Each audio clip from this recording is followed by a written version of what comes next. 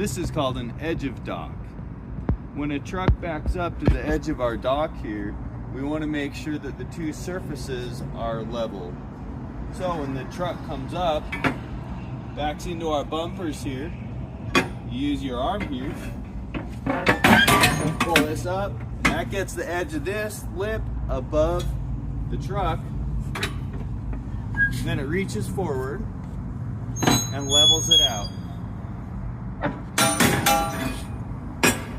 That's called an edge of dock. Anything you need for an edge of dock, you can call Martin Door, and we'll be there to help you.